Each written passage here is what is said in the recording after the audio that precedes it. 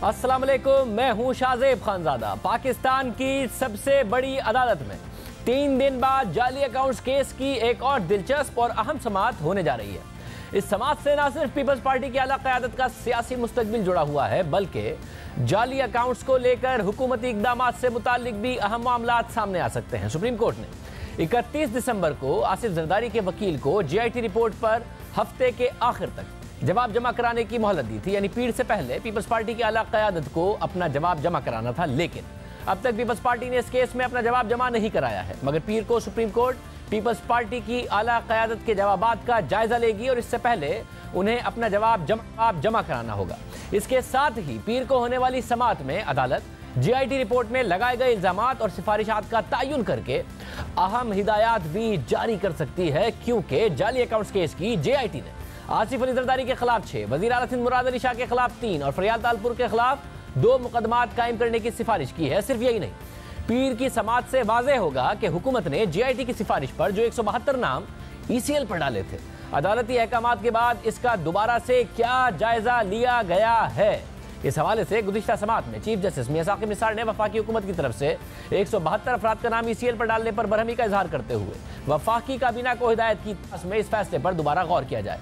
अब बात यह है कि चीफ जस्टिस ने खास तौर पर वज़ीर आला सिंध का नाम ECL पर डालने से मुताल्लिक रिमार्क्स दिए थे और कहा था कि मुल्क के दूसरे बड़े सूबे के चीफ एग्जीक्यूटिव का नाम ECL में कैसे डाल सकते हैं। मुझे सारे मामले पर हैरत हुई है, कैसे नाम ECL में डाले गए, वफाकी हुकूमत इसकी कैसे वजाहत देगी। GIT कोई आसमानी सहीफा नहीं, ECL पर नाम डालना एक दाग है, बगैर देखे नाम ECL पर डाले गए।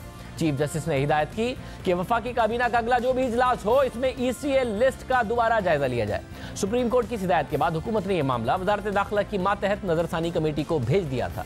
इस कमेटी ने क्या फैसला किया, ECL से कोई नाम निकाला गया है या नहीं, इस हवाले से भी अहम मामलात पीर के दिन सुप्रीम कोर्ट के सामने रखे जाएंगे।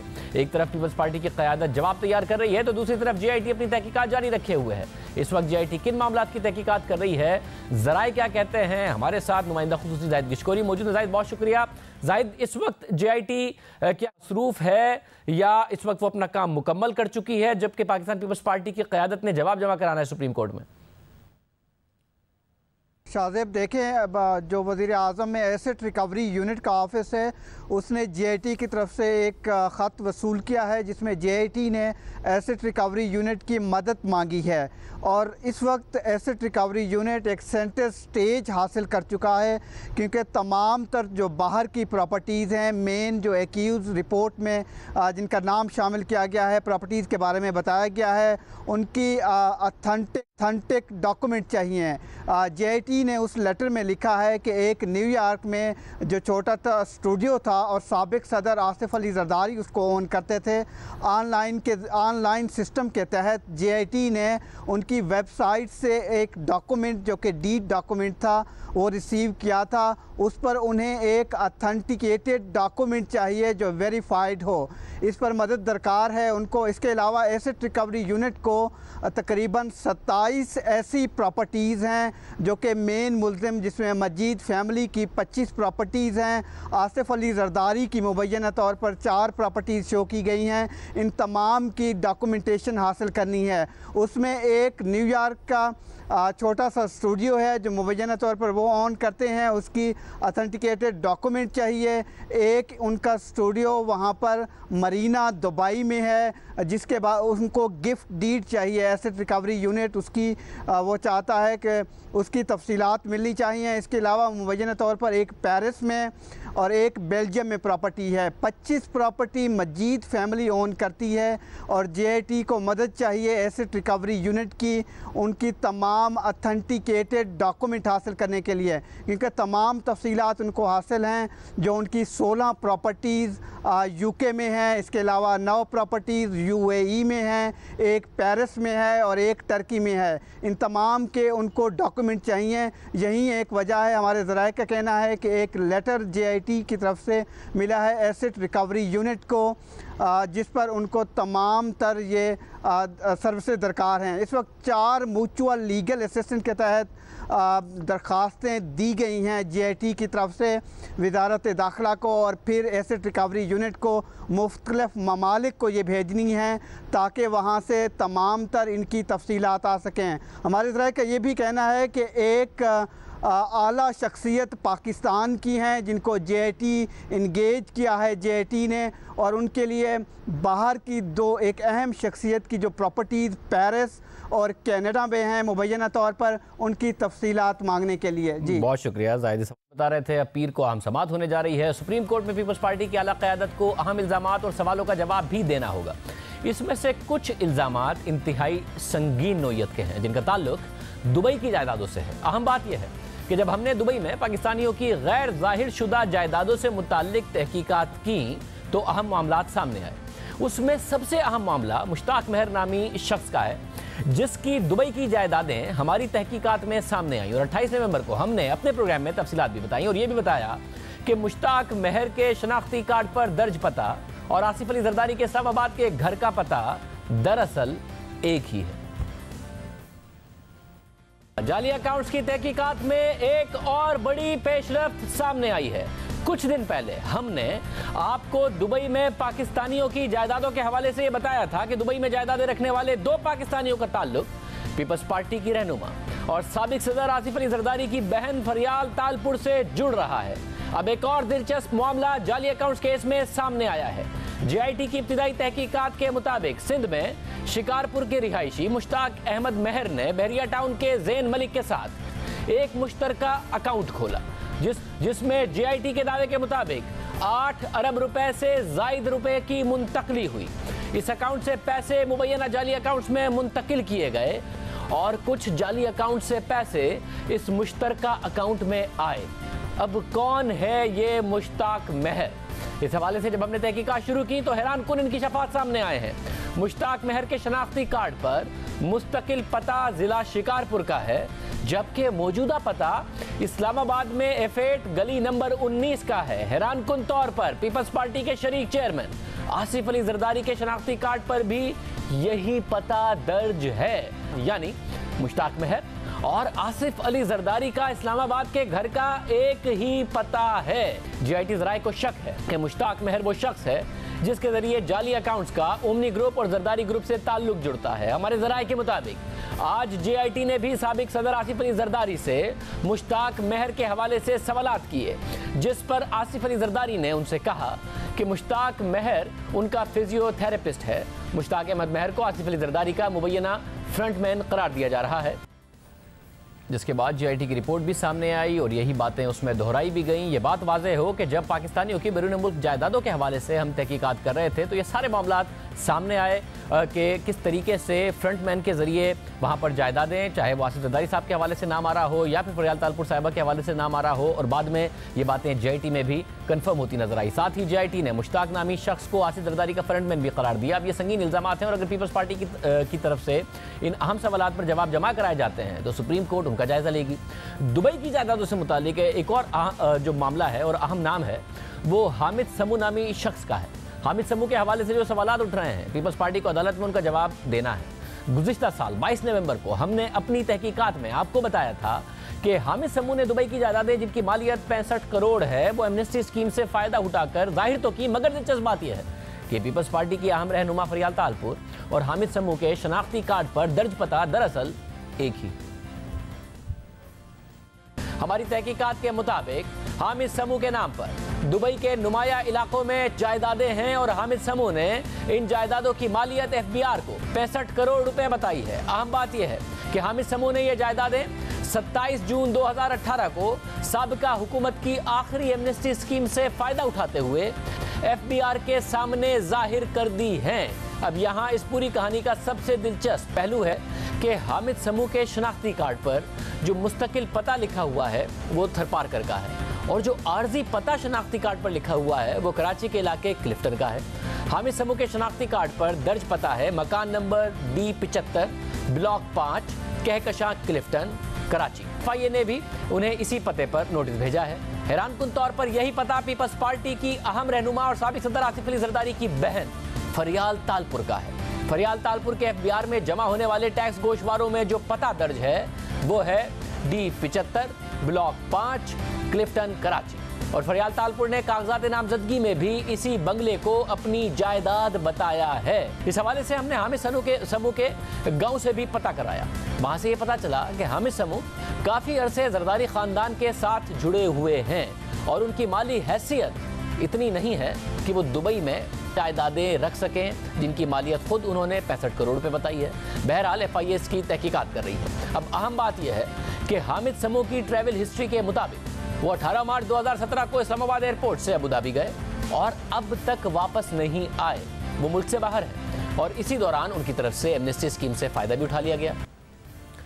और फिर जाली अकाउंट्स केस की JIT की रिपोर्ट में भी यही बात सामने आई कि हामिद समूह की दुबई में 3 जायदादें हैं और उसका शनाख्ती कार्ड का पता और पीपल्स पार्टी के रहनुमा फरियाल तालपुर का पता एक है।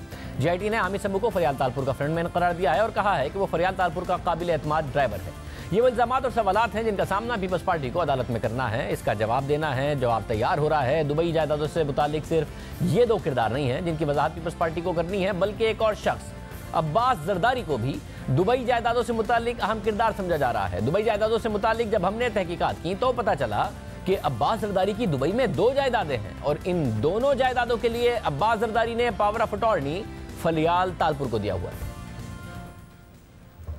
एक और नाम गुलाम अब्बास जरदारी का भी सामने आया है। गुलाम अब्बास जरदारी जो दस्तावेजात के मुताबिक नवाब शाह के रिहायशी हैं, हमारे पास मौजूद दस्तावेजात के मुताबिक गुलाम अब्बास की दुबई में 2 जायदादें हैं। उनमें से एक पाम जुमेरा में फ्लैट है जिसकी मालियत 22,50,000 दिरहम है, यानी पाकिस्तानी रुपयों में उसकी मालियत तकरीबन 7 करोड़ 65 लाख रुपए है। अब हमारे पास मौजूद दस्तावेजात के मुताबिक ये जायदाद 2013 में खरीदी गई। फिर इस जायदाद की पावर ऑफ अटॉर्नी 30 नवंबर 2014 को फरियाल तालपुर साहिबा को दे दिया गया। पावर ऑफ अटॉर्नी के मुताबिक फरियाल तालपुर इस जायदाद से मुतालिक बातचीत कर सकती हैं, एग्रीमेंट कर सकती हैं, किसी को भी किराए पर दे सकती हैं, बेच सकती हैं, ट्रांसफर कर सकती हैं। पीपल्स पार्टी के जराये का दावा है कि इस पावर ऑफ अटॉर्नी पर फरियाल तालपुर के दस्तखत मौजूद नहीं है। हालांकि हमारी तहकीकात के मुताबिक दुबई के कवानीन के मुताबिक जो शख्स पावर ऑफ अटॉर्नी देता है उसका नाम और दस्तखत होना जरूरी है, मगर जिसे पावर ऑफ अटॉर्नी दिया जा रहा होता है उसका दस्तखत होना जरूरी नहीं। इसके अलावा दुबई नोटरी पब्लिक ने इस पावर ऑफ अटॉर्नी की तस्दीक भी कर दी है। गुलाम अब्बास जरदारी के बारे में पता चला है कि वो पाकिस्तान में हैं, उन्हें FIA मुसलसल नोटिस भेज रहा है मगर वो पेश नहीं हो रहा है। गुलाम अब्बास जरदारी FBR में 2004 से रजिस्टर्ड हैं। उन्होंने गुज़िश्ता साल 5 लाख रुपए का टैक्स भी अदा किया, मगर उन्होंने अपनी दुबई की जायदादें FBR में जाहिर नहीं की हुई हैं।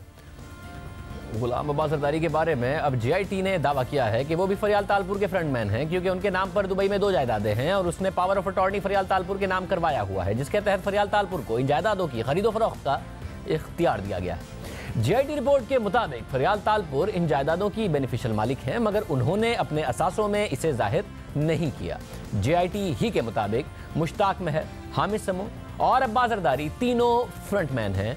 अब ये सख्त इल्जामात हैं, देखना होगा कि पीपल्स पार्टी का इन इल्जामात से मुताल्लिक क्या जवाब होगा। सुप्रीम कोर्ट में जाली अकाउंट्स केस में पीर को होने वाली समाअत इन तमाम मामला से मुताल्लिक अहम समझी जा रही है और पीपल्स पार्टी की क़यादत और जो मुख्तलिफ दूसरे रहनुमा हैं, जरदारी साहब के दोस्त हैं, वो इस हवाले से जवाब भी जमा कराएंगे। प्रोग्राम में एक ब्रेक शामिल करेंगे। पाकिस्तान तहरीक इंसाफ की जब से हुकूमत आई है, बहुत सारे ऐसे दावे हैं जो नून लीग कहती है कि हमारे दौर में हो गए थे पाकिस्तान तहरीक इंसाफ की मदद के साथ जब से हुकूमत आई है, मगर तहरीक इंसाफ कहती है कि नहीं, ये हमारे दौर में हुआ है। तहरीक इंसाफ की हुकूमत के साथ अजीब मामला है। पिछली हुकूमत के कुछ कामों का क्रेडिट खुद ले लेती है, बुरे हालात का जिम्मेदार पिछली हुकूमत को करार दे देती है। मईशत ख़राब है पिछली हुकूमत की वजह से, कर्ज़ों का बोझ है पिछली हुकूमत की वजह से, गर्दिशी कर्जे बहुत ज़्यादा हो गए हैं पिछली हुकूमत की वजह से, मगर गुज़िश्ता हुकूमत के अच्छे कामों का क्रेडिट खुद ले लेती है और अगर क्रेडिट के बाद कोई तनाज़ा खड़ा हो जाए तो गुज़िश्ता हुकूमत पर वापस डाल देती है। बिल्कुल ऐसा ही मोहम्मद डैम की तामीर के ठेके में भी हुआ। कुछ अर्सा पहले तक तहरीक इंसाफ की हुकूमत ये दावे करती थी कि पिछली हुकूमत ने डैम्स की तामीर के हवाले से कुछ नहीं किया। अब चीफ जस्टिस के बाद तहरीक इंसाफ की हुकूमत इस पर तवज्जो दे रही है। पाकिस्तान की सियासी लीडरशिप इस मामले में नाकाम हुई है कि उन्होंने डैम्स नहीं बनाए। हम आज से डैम बनाना शुरू करेंगे, हम नए डैम बनाएंगे। नून लीग की हुकूमत उसके बरक्स ये दावे करती रही कि उन्होंने डैम के लिए फंड मुख्तस किए, डैम के लिए ज़मीन हासिल की, उसके लिए ठेके के अमल का आगाज़ कर दिया गया। मगर तहरीक इंसाफ की हुकूमत ये कहती रही कि इससे पहले किसी हुकूमत को डैम बनाने का ख्याल नहीं आया।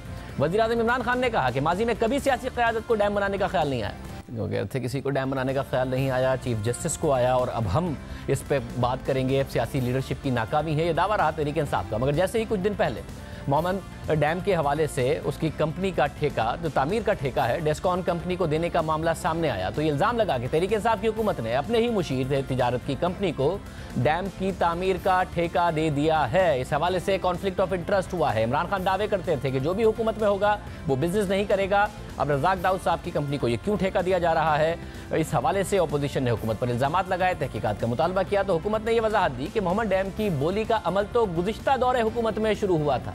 आज भी न्यूज़ के प्रोग्राम नया पाकिस्तान में बात करते हुए वफाकी वज़ीर फैसल वाउडा ने कहा कि टेंडर गुज़िश्ता दौरे हुकूमत में हुआ, बिडिंग निगरा हुकूमत में हुई, सारा क्रेडिट पिछली हुकूमत को दिया गया जब इल्ज़ाम अपने ऊपर आया। 2017 में ना हमारी हुकूमत थी, ना प्राइम मिनिस्टर साहब प्राइम मिनिस्टर थे, ना वो मुशीर थे, ना मैं वजीर था।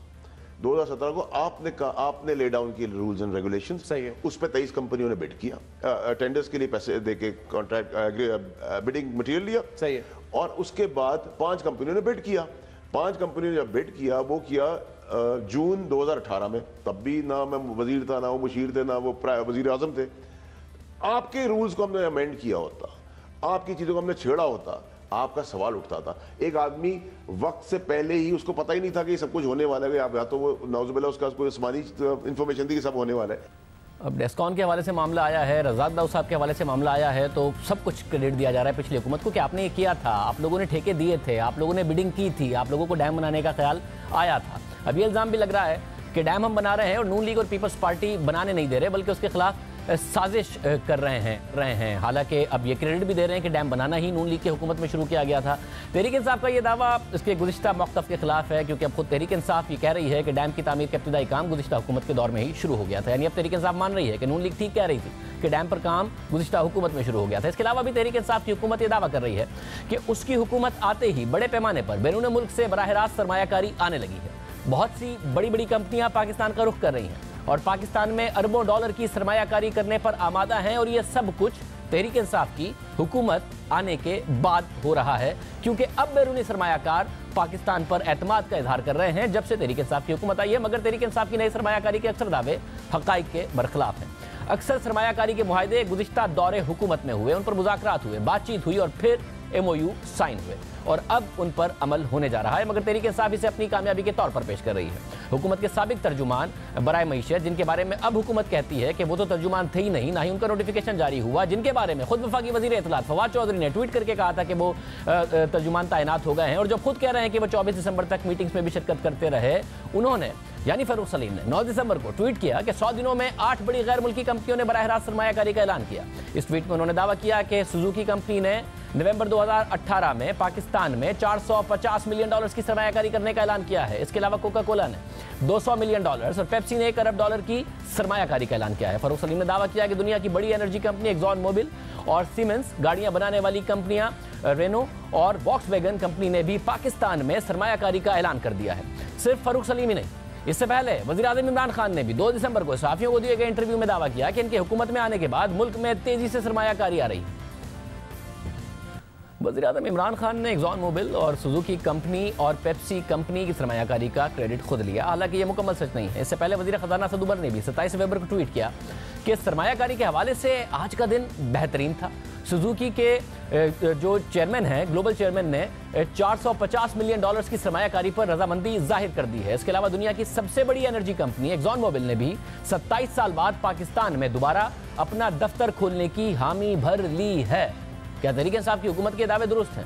इस हवाले से हक़ाइक़ कुछ और कह रहे हैं। एक दावे का तफसील से जायज़ा लेते हैं। हमने इस पर काफ़ी तफसील से तहकीक की है। सबसे अहम दावा एक्सॉन मोबिल के हवाले से किया गया। इस हवाले से हकीकत यह है कि साबिक वज़ीर आज़म शाहिद खकान अब्बासी ने एक्सॉन मोबिल को पाकिस्तान में दोबारा दफ्तर खोलने के लिए राज़ी करने के लिए 2 बार अमेरिका के दौरे किए और उन्हें तैयार किया। इसके अलावा तहरीक इंसाफ की हुकूमत में आने से पहले ही 29 मई 2018 को एक्सप्रेस ट्रिब्यून में खबर शाया हुई कि एक्सॉन मोबिल कंपनी पाकिस्तान में ड्रिलिंग करने वाली ऑफशोर के कंपनी के 25% शेयर्स ले चुकी है। यानी पाकिस्तानी कंपनी में भी इसमें ड्रिलिंग करेंगे, एक्सॉन मोबिल उसके 25% शेयर्स ले चुकी है। इस हवाले से MOU वज़ीर आज़म सेक्रेटेरिएट में उस वक्त साइन हुआ।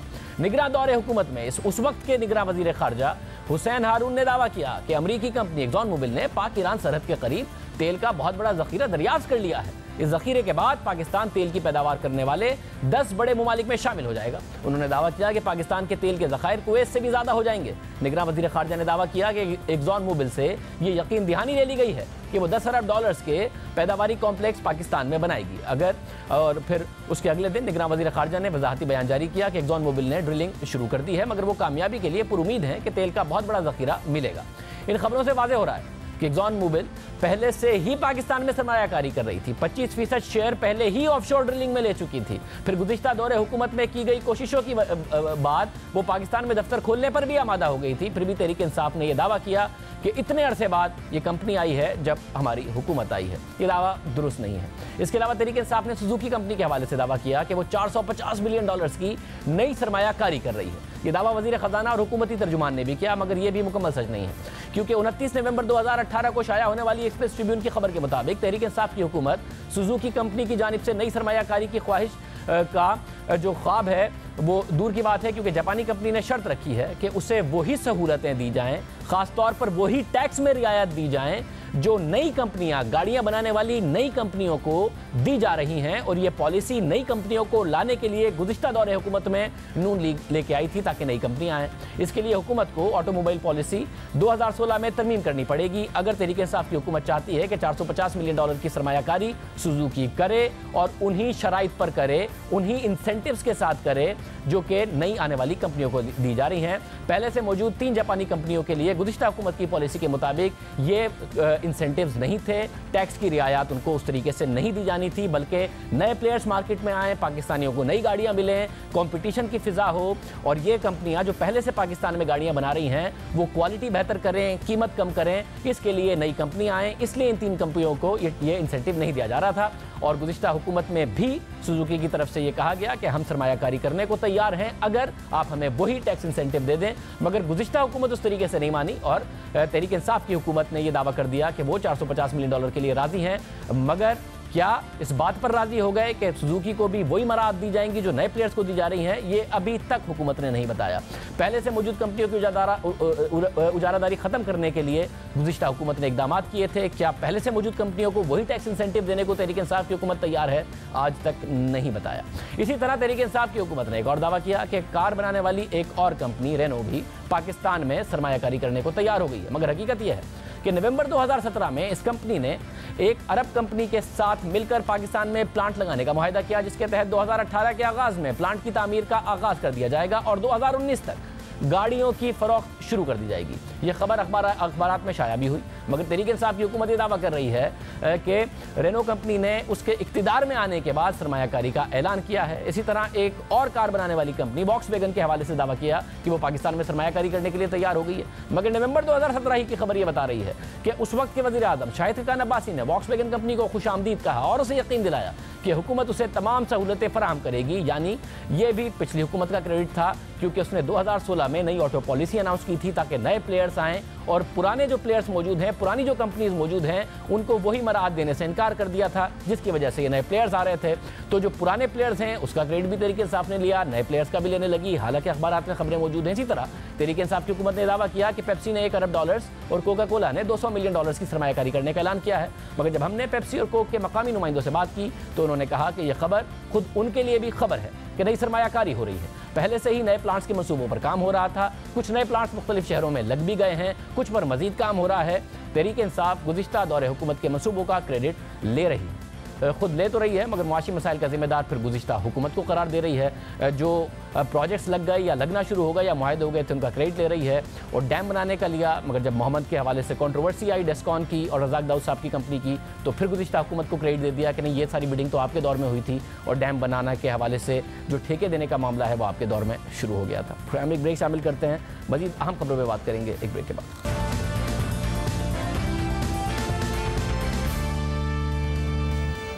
नैब की कार्रवाइयों से जहां बहुत से लोग मुश्किल में हैं, वहीं नैब खुद भी मुश्किल में है। ब्यूरोक्रेसी इस हवाले से परेशान नजर आती है। गुज़िश्ता दिनों हमने आपको खबर दी थी कि तहरीक इंसाफ की खैबर पख्तूनख्वा की हुकूमत में वज़रा भी ये शिकायत कर रहे हैं और खुद सदर पाकिस्तान से उन्होंने शिकायत की कि ब्यूरोक्रेसी काम करने को तैयार नहीं है, नैब उन्हें काम करने नहीं दे रहा, नैब के डर से वो काम करने को तैयार नहीं है।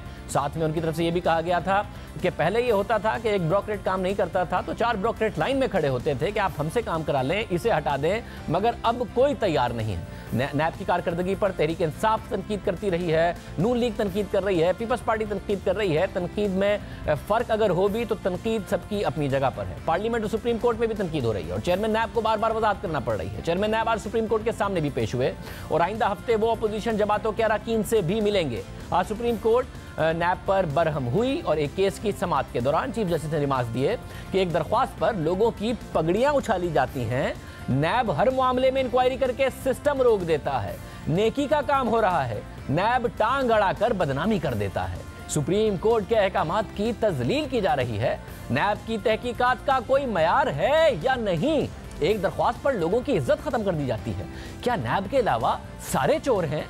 अदालत ने रिमार्क्स दिए कि लाहौर में नैब की एक बीबी बैठी हैं जो लोगों को ब्लैकमेल करती हैं और वो बीबी अपने काम करवा रही हैं। चीफ जस्टिस ने रिमार्क्स दिए कि क्यों ना हम नैब के लोगों के वारंट जारी कर दें तो उनकी क्या इज्जत रह जाएगी। चेयरमैन नैब आज सुप्रीम कोर्ट के सामने पेश हुए और अब वो आइंदा हफ्ते अपोजिशन के अरकान असेंबली से भी मुलाकात करेंगे। अपोजिशन जमातों के अरकान ने खत लिखकर चेयरमैन नैब से मुलाकात की ख्वाहिश का इज़हार किया था और गुज़िश्ता रोज नैब का एलामिया सामने आया कि चेयरमैन नैब पार्लियामेंट और मोअज़्ज़िज़ पार्लियामेंटेरियंस का बेहद एहतराम करते हैं। वो अपोजिशन अरकान कौमी असेंबली से आइंदा हफ्ते मुलाकात को तैयार हैं। मुलाकात की तारीख, वक्त का तयन भी अपोजिशन अरकान कौमी असेंबली खुद तय कर लें। अब आइंदा हफ्ते चेयरमैन नैब अपोजिशन जमातों के अरकान कौमी असेंबली से मिलेंगे, उनके तहफ़्फ़ुज़ात सुनेंगे। अहम बात यह है कि पार्लियामेंट नैब कवानीन का जायजा ले रही है। इस हवाले से हुकूमती और अपोजिशन अरकान की मीटिंग भी हो चुकी है और यह खबर भी सामने आई है कि हुकूमत और अपोजिशन ने नैब के रिमांड की मुद्दत 90 दिन से कम करके 14 दिन करने पर इत्तफाक कर लिया है। इस हवाले से वज़ारत कानून ने एक समरी भी तैयार कर ली है, मगर 1 जनवरी को चेयरमैन नैब ने एक तकरीब से खिताब करते हुए नैब के 90 दिन के रिमांड का दिफा किया और कहा कि पार्लियामेंट का एहतराम करते हैं मगर नैब व्हाइट कॉलर क्राइम की तहकीकात करती है, इसलिए रिमांड की मुद्दत 90 दिन ही होनी चाहिए। अब ये हालिया दिनों में जब से नैब ने गिरफ्तारियां की और फिर लोगों को रिमांड पर रिमांड लेना शुरू किया तो उसके बाद ये तनकीद होना शुरू हुई, क्या नैब बजाय इसके कि जुर्म से मुजरिम की तरफ पहुंचे, वाइट कॉलर क्राइम्स में भी लोगों को गिरफ्तार करके मुलजिम से जुर्म की तरफ पहुंचने की कोशिश करता है कि कोई इकरार जुर्म करे और उसके बाद बताए। हालांकि वाइट कॉलर क्राइम्स में तो काफ़ी कुछ बैंक अकाउंट्स की सूरत में, इसके अलावा मनी ट्रेल की सूरत में मौजूद होता है। नवाज शरीफ को बगैर 1 दिन का रिमांड लिए नैब ने अपनी GIT में कसूरवार करार दिया था। उसके बाद 2 रेफरेंसेस में उनको सजा भी हो गई है। तो फिर क्यों, जब इतने बड़े केस में मुल्क के वजीर आजम के खिलाफ नैब तहकीकात कर सकता है बगैर रिमांड पे लिए, तो बाकियों में क्यों जरूरत है? इसलिए अपोजिशन जमातें भी एहतजाज कर रही हैं, हुकूमत भी इस हवाले से गौर कर रही है। वज़ारत कानून का मौक़िफ़ अहम होगा। बहरहाल कानून साजी का इख्तियार पार्लियामेंट को है। इसके अलावा हुकूमत को नैब कवानीन के हवाले से मज़ीद कानून साजी करना है। सुप्रीम कोर्ट 20 दिसंबर को हुकूमत को नैब कवानीन में जो वॉलंटरी रिटर्न से मुतालिक कानून साजी का हुक्म दे चुकी है। जस्टिस अजमत सईद शेख ने रिमार्क्स दिए थे कि जुर्म को एक एग्जीक्यूटिव ऑर्डर के जरिए खत्म नहीं किया जा सकता। समाअत के बाद अदालत ने हुक्म दिया था कि हुकूमत ने आइंदा समाअत तक कानून साजी नहीं की तो वो खुद कोई फैसला करेगी। अब केस की समाअत फरवरी के पहले हफ्ते में होगी और इससे पहले हुकूमत ने कोई कानून साजी करनी है। दूसरी सूरत में अदालत कोई फैसला कर देगी। अब तक क्या कानून साजी हुई है और क्या चेयरमैन नैब की बात दुरुस्त है कि वाइट कॉलर क्राइम्स हैं ये और 90 दिन का हमें रिमांड का हक होना चाहिए, इसको 15 दिन ना करें, या फिर अपोजिशन का मुतालबा और सियासतदानों का मुतालबा ये दुरुस्त है कि अगर कत्ल का रिमांड भी 15 दिन होता है तो वाइट कॉलर क्राइम्स में 90 दिन का क्यों हो। साबिक अटॉर्नी जनरल इरफान कादिर साहब हमारे साथ मौजूद हैं। इरफान कादिर साहब, बहुत शुक्रिया आपने, क्योंकि नैब के आप जानते हैं मामलात को, आपने एज अ लॉयर काम किया है, राय आप रखते हैं इस हवाले से। ये बताइएगा कि ये एतराज़ दुरुस्त है कि भाई वाइट कॉलर क्राइम में बाकायदा तौर पर मनी ट्रेल मौजूद होती है, आप पहले तहकीकात कर लें, मुजरिम से तो आपने वो बातें कंफर्म ही करनी है, मुजरिम से क्या बातें आपने निकलवानी है कि आप मुजरिम से या मुलजिम से जुर्म की तरफ पहुंचेंगे अगर कत्ल का भी 15 दिन का होता है। मगर चेयरमैन नैब की अलग राय है, वो कह रहे हैं वो अलग मामलात होते हैं, वाइट कॉलर क्राइम में हमें ज़्यादा दिन के लिए चाहिए होता है रिमांड, इसलिए इसको कम ना किया जाए। आप क्या समझते हैं?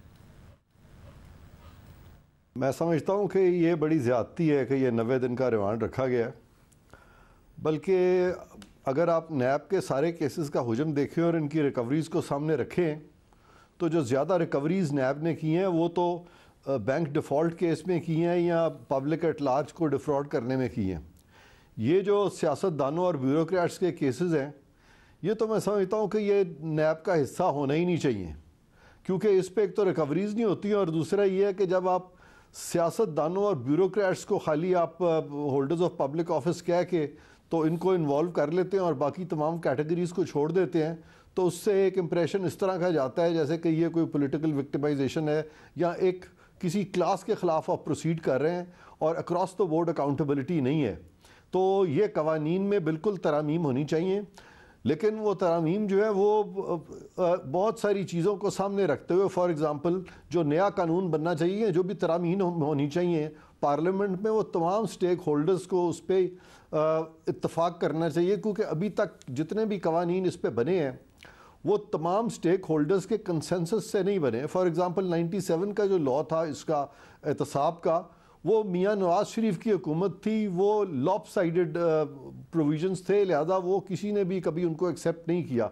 वो 2 साल चला, उसके बाद जनरल मुशर्रफ की नैब आ गई, लेकिन उसको तूल इसलिए मिल गया कि ये सियासतदान जो आपस में लड़ते रहे सियासी रेशादानियों की वजह से और अदालतों में भी बहुत सारे इश्यूज चले गए, तो उस सारी जो एक चपकलिश चल निकली थी उसमें ये लॉ समहाउ अमेंड नहीं हो सका और उससे वो दवाम मिला उस नेशनल अकाउंटेबिलिटी ऑर्डिनेंस को, जिसमें कि बहुत सारी शिकें जो मैं समझता हूँ तरमीम होनी चाहिए। लेकिन अगर आइंदा आने वाले दिनों में भी ये कंसेंसस नहीं बिल्डअप होता लॉ मेकिंग के लिए, तो ये भी तरामीम फिर जो है खटाई में पड़ जाएंगी, क्योंकि कोर्ट का खाली कह देना मीन्स नथिंग, क्योंकि पार्लियामेंट जो है वो कोई कोर्ट के ताबे तो नहीं है कि वो ज़रूरी कोर्ट ने कह दिया है तो लिहाजा वो मानेंगे। कोर्ट ने एक अच्छी बात की है, चलें ठीक है, उन्होंने एक सजेशन दिया है जो है वो ठीक है, वो उनका लॉ कमीशन बना हुआ, उसके ज़रिए सजेशंस दिए जा सकते हैं। लेकिन ये अदालतों में इस तरह से फैसले करने जैसे कि पार्लियामेंट आपके ताबे है, ये इंप्रेशन भी देना जो है ये मैं समझता हूँ कि नई अदलिया को देना चाहिए और एक मैच्योर डेमोक्रेसी में ये चीज़ें नहीं होनी चाहिए। मतलब साथ ही बताइएगा, ये तो नहीं हो सकता कि इस मुल्क में एहतसाब ना हो, करप्शन हो तो जाहिर है एहतसाब भी हो, मगर ये भी बड़ा लाजमी है कि ऐसा ना हो कि इस मुल्क में नैब के डर से वो इदारा जिसने एहतसाब करना है लोग काम ही करना छोड़ दें, क्योंकि वो बाकायदा तौर पर एक ब्लैकमेलर का काम अगर करना शुरू कर दे, जैसा कि ब्यूरोक्रेसी की और सियासतदानों की शिकायत है। और जब से मौजूदा चेयरमैन नैब आए हैं तब से मीडिया पर खबरें लीक करना या फिर मीडिया पर ऐसी प्रेस रिलीज कर देना वो बहुत ज़्यादा होने लगा है। जब से मौजूदा चेयरमैन नैब आए हैं, तहकीकात हो ना हो, लोगों की बदनामी के मामलात का इल्ज़ाम उन पर ज़्यादा लगने लगा है कि वो जब से चेयरमैन बने हैं नैब ज़्यादा कंट्रोवर्शियल हुआ है। अब पहले पंजाब सिंध वाले तो करते थे एतराज़, बाकायदा तौर पर जो खैबर पख्तूनख्वा के वुज़रा हैं और ब्यूरोक्रेसी है, उन्होंने सदर पाकिस्तान जब गए आरिफ अलवी साहब खैबर पख्तूनख्वा, तो उनसे इस बात पर गिला किया कि नैब की वजह से ब्यूरोक्रेसी काम नहीं कर रही है, ब्यूरोक्रेसी साइन करने को तैयार नहीं है। पहले एक ब्यूरोक्रेट जाता था, तैयार नहीं होता था, 4 होते थे कि आप हमें इस ओहदे पे लगाएं, अब कोई तैयार नहीं है। नैब ने इतना लोगों को तंग कर दिया है। अदलिया भी कह रही है, चीफ जस्टिस के भी रिमार्क्स इस हवाले से हैं। तो एहतसाब भी हो और यह भी ना हो कि काम रुक जाए, हुकूमतों को मसाइल का सामना करना पड़े, तहरीक इंसाफ की हुकूमत को ना मसाइल का सामना करना पड़े, ये कैसे हो? फिर बात यह है कि गवर्नमेंट के जो डिसीजंस होते हैं उसके बड़े फाइनेंशियल रिपरकशंस होते हैं, और वो जो डिसीजन मेकिंग होती है वो 2 किस्म की होती है। एक वो डिसीजन मेकिंग होती है जो कि इम्प्रूडेंट होती है लेकिन उसमें करप्शन का एलिमेंट नहीं होता। दूसरी वो डिसीजन मेकिंग होती है जहाँ पे कि करप्शन का एलिमेंट बीच में आ जाता है। लेकिन समहाउ हमने इम्प्रूडेंट डिसीजन मेकिंग को इतना ज़्यादा टारगेट करना शुरू कर दिया, बल्कि अगर इम्प्रूडेंट डिसीजन मेकिंग नहीं भी थी और एक चीज़ पे 2 या 3 डिसीजन लिए जा सकते थे, तो उस पर भी हाइपर टेक्निकल केसेस जो हैं सरकारी अफसरान के ख़िलाफ़ या सियासतदानों के ख़िलाफ़ बनने शुरू हुए। नतीजा ये निकला कि जब मैं प्रोसिक्यूटर जनरल था, जो अभी तक याद है कि एक दफ़ा चेयरमैन रेलवे जो थे उस वक्त के, उनकी तरफ से हमें एक चिट्ठी आई जिसमें उन्होंने नैब से पूछा कि जी हम इसमें ये डैमरेज अदा कर सकते हैं कि नहीं कर सकते। हालांकि वो डैमरेज वेव करना जो है वो, यानी डैमरेज वेव कर सकते हैं कि नहीं। अब डैमरेज वेव करना जो ड्राई पोर्ट पे है वो सोली रेलवे के चेयरमैन का प्रेरोगेटिव है, वो नैब का या प्रोसिक्यूटर जनरल को सब्सिट्यूट नहीं कर सकते आप उनके लिए। इसी तरह एक दफ़ा कोई सुप्रीम कोर्ट के कोई रिपरकशंस थे किसी फैसले के, तो उस वक्त के जो चेयरमैन थे CDA गालिबन कामरान लिशारी साहब थे, उन्होंने मुझे लिखा कि जी ये आप हमें बताएं कि हम ये इतना बड़ा स्टेप हम खुद ले सकते हैं, क्योंकि फाइनेंशियल रिपरकशंस हैं। तो उनको भी मैंने यही कहा कि जी ये आपका डोमेन है, आप हमसे मत पूछे। तो वो जो सरकारी अफसरों की जो एक इंडिपेंडेंट डिसीजन मेकिंग है वो बिल्कुल मार हुई है, उसका गलत इम्पैक्ट हुआ है। और ये तमाम अमेंडमेंट्स जो हैं कानून में लानी चाहिए ताकि सरकारी अफसर जो हैं वो अपना काम खुल के कर सकें। और अगर एक डिफरेंस ऑफ ओपिनियन है तो ये नहीं है कि उनको मूरद इल्ज़ाम ठहरा के फेडरल सेक्रेटरीज़ को जजेस बुलाना शुरू कर दें तो, और या नैब जो उनको बुलाना शुरू कर दे एक इम्प्रूडेंट या एक डिसीजन मेकिंग पे, जिससे कि कुछ लोग एग्री करते हैं और कुछ नहीं करते। क्योंकि ये जो बहुत सारे गवर्नमेंट कॉन्ट्रैक्ट्स होते हैं, ये तमाम चीज़ें जो होती हैं या गवर्नमेंट के जो डिसीजंस होते हैं, इनमें बहुत ज़्यादा टेक्निकल नो हाउ की ज़रूरत है। वो टेक्निकल नो हाउ एक्सपर्टीज़ जो है वो नैब के पास भी नहीं है और वो अदालतों के पास भी नहीं है। और सिर्फ सस्पिशंस के ऊपर और अनफाउंडेड सस्पिशंस के ऊपर इनके खिलाफ केसेस बना देने, उससे बिल्कुल बहुत धचका लगा है। और आने वाले दिनों में कोई हुकूमत नहीं चलेगी जब तक कि ये जो कवानीन है इनमें तरामीम नहीं होंगी और तरामीम संजीदगी के साथ तमाम स्टेक होल्डर्स मिल बैठ के कंसेंसस के साथ नहीं करेंगे। बहुत शुक्रिया इरफान काजी साहब से। अब देखते हैं कि स्टेक होल्डर्स जिसमें तहरीक इंसाफ, पीपल्स पार्टी, नून लीग खासतौर से शामिल है, क्या इस हवाले से फैसला करते हैं। प्रोग्राम में एक ब्रेक शामिल करते हैं। 18वीं तरमीम पर तनकीद भी हो रही है, साथ में ये भी कहा जा रहा है पीपल्स पार्टी की तरफ से कि 18वीं तरमीम को ख़त्म करने के लिए पीपल्स पार्टी को टारगेट किया जा रहा है। अब 18वीं तरमीम थी सूबाई खुद मुख्तारी के लिए, जो सूबाई खुद मुख्तारी आई भी, मगर सियासी कंट्रोवर्सी बनकर रह गई है। और रज़ा रब्बानी साहब आज फिर अदालत के सामने पेश भी हुए, बड़े दिलचस्प जुमलों का तबादला भी हुआ जजेस के दरमियान और रज़ा रब्बानी के दरमियान। आपके सामने रखेंगे एक ब्रेक के बाद।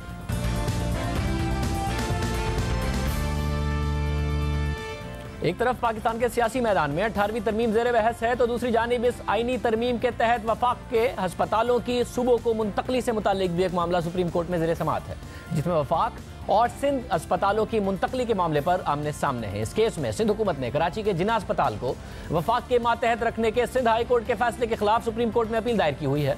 और गुज़िश्ता रोज होने वाली इस केस की समाअत के दौरान चीफ जस्टिस ने अपने रिमार्क्स में कई सवालात उठाए हुए थे और 18वीं तरमीम की ऐवान में बहस के बगैर मंजूरी पर भी सवाल किया था।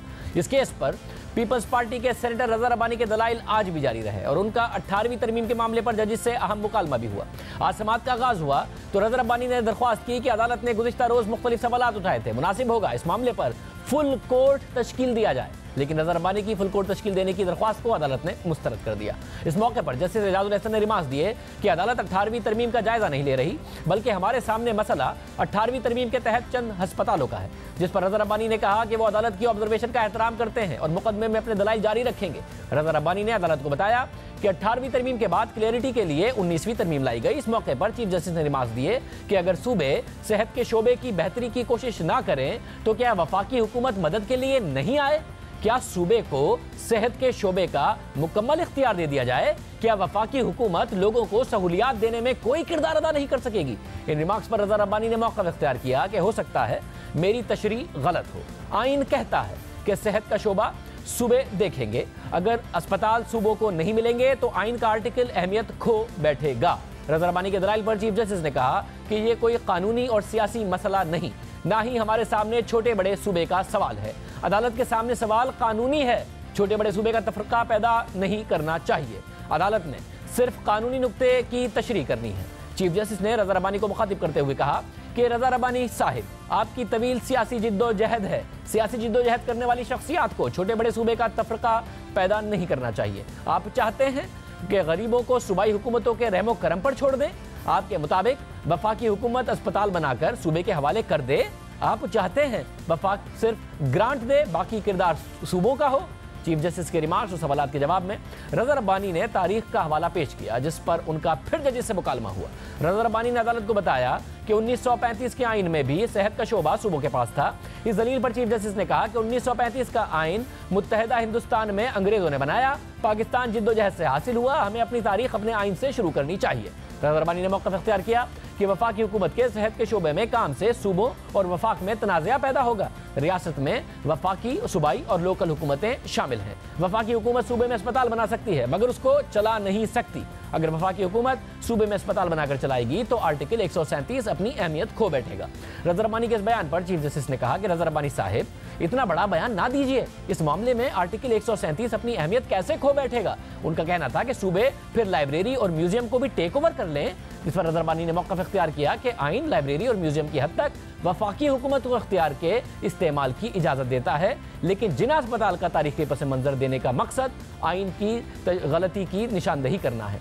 1961 में वफाकी दारुल हुकूमत कराची से इस्लामाबाद मुंतकिल हो गया। उस वक्त ये अस्पताल सूबे को मिल जाना चाहिए था, लेकिन उसके बाद ये गलती होती चली आई है। 18वीं तरमीम के बाद इदारों से मुतालिक फैसले काबीना ने किए। रज़रबानी ये दलाइल सुनने के बाद सुप्रीम कोर्ट ने वफाक को नोटिस जारी करते हुए समाअत पीर तक मुलतवी कर दी है। ये केस गुज़िश्ता 5 सालों से अदालतों में ज़ेर समाअत है। सिंध हुकूमत का मौक़िफ़ है कि 18वीं तरमीम के बाद वफाक के तहत चलने वाले अस्पतालों का इंतजाम सूबे को दिया जाए, जिसके लिए सिंध हुकूमत ने सिंध हाई कोर्ट में दरख्वास्त दायर की थी, जिसने जुलाई 2016 में सिंध हुकूमत के मौक़िफ़ को मुस्तरद करते हुए जिना अस्पताल को वफाक के सुपुर्द करने का हुक्म दिया था। अब इस हवाले से समाअत हो रही है। आजकल वैसे भी 18वीं तरमीम पर बात हो रही है। साथ ही वफाकी हुकूमत सिंध में, खासतौर से सिंध में कराची में काम करना चाहती है। सिंध हुकूमत कहती रही कि हमारे थ्रू कीजिए, वफाकी हुकूमत कहती है कि नहीं। नून लीग के दौर में भी सिंध हुकूमत, जो कि उस वक्त भी पीपल्स पार्टी की थी, करती रही थी। और फिर गुज़िश्ता दिनों नासिर हुसैन शाह हमारे प्रोग्राम में कह चुके हैं कि वफाक ने जो करना है करे, झूठ ना बोले। अगर वो करना चाहते हैं तो सिंध हुकूमत मुकम्मल ताउन करेगी, मगर 18वीं तरमीम पर पीपल्स पार्टी की राय है कि उसके खिलाफ साजिश हो रही है। जबकि वफाकी हुकूमत में एक आध वज़रा के अलावा सब ये कह रहे हैं कि 18वीं तरमीम को रिवर्स नहीं किया जाएगा। आज के प्रोग्राम में इतना ही। आपसे पीर के दिन मुलाकात होगी। दा दीजिए। अल्लाह हाफ़िज़।